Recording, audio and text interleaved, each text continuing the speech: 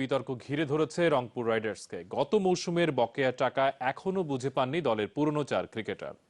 এবার মাঠে নামার আগে 50 ভাগ পাওনা পরিশোধের নিয়ম থাকলেও সেটাও মানেনি রংপুরের কর্তৃপক্ষ। চলছে নতুন মালিক ও আগের মালিকের পাল্টাপাল্টি দোষারোপ। আমি আসলে এই বিষয় নিয়ে কথা বলতে চাচ্ছি না। বকেয়া আর হালের পারিশ্রমিক নিয়ে জটিলতা থাকলেও প্রকাশ্যে এসব কথা বলতে রাজি হননি রংপুর রাইডার্সের কোনো ক্রিকেটারই। সৌম্য, মিঠুন, সানির মতো পুরনো 4 ক্রিকেটারের গত মৌসুমের পারিশ্রমিকের 25 ভাগ টাকা এখনো বকেয়া। সেই সাথে এবার মাঠে নামার আগে ন্যূনতম আরও 50 ভাগ টাকা পরিশোধের কথা। এসবের কিছুই হয়নি। ইচ্ছের বিপরীতে ক্রিকেটাররা টিম হোটেলে থাকলেও বকেয়া সহ নিয়মমতো পারিশ্রমিক না পেলে ক্রিকেটাররা যে কোনো সময় বেঁকে বসতে পারেন বলেও আভাস মিলেছে। যদিও কয়েক দফা হাত বদলের পর দলের নতুন মালিক বলছেন যথাসময়ে বুঝিয়ে দেওয়া হবে বকেয়া। আমরা যখন থেকে এসেছি তখন থেকে সব ঠিক আছে। আগে যেগুলো আছে এগুলো আগের লাইবিলিটিস।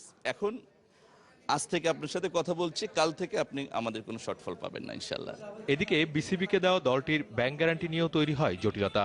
প্রথম ব্যাংক ড্রাফট বৈধ না হয় শেষ পর্যন্ত 2.5 কোটি টাকা নগদ দিতে হয়েছে রংপুর রাইডার্সকে। যদিও নতুন মালিকের দাবি এমন ঘটনা ঘটিয়েছে আগের মালিক, আর নতুন মালিকানায় সবকিছু নতুনভাবে এগিয়ে নেওয়ার কথাও জানালেন তিনি। যে টিমটা রেখেছিলেন উনি কেন চালাইতে পারেন নাই সেটা ওনার বিষয় আর ওনার টিমের বিষয়। আমরা যখন টেক ওভার করেছি আমরা সবকিছু ক্লিয়ার করে টেক ওভার করেছি এবং আমরা আমাদের অফিসিয়ালি যে documents already we are submitted to BCB. এটার ম্যাচুরিটি লেভেল যেহেতু চলে আসছে এবং আমাদের যেসব প্রতিশ্রুতি আছে এবং সামনে এগিয়ে নিয়ে যাওয়ার জন্য সবাই চাইবে এটাতে থাকতে এবং এটাকে আঁকড়ে ধরে রাখতে এবং এটাকে সামনে এগিয়ে নিয়ে যেতে। তো আমি মনে করি না যে ভবিষ্যতে আর ওরকম কিছু হবে বলে। এসব কিছুকে ছাপিয়ে গেলবারের তৃতীয় হওয়া দলটি এবারের স্লোগান চূড়ান্ত করা হয়েছে জয়ের জন্যই লড়াই।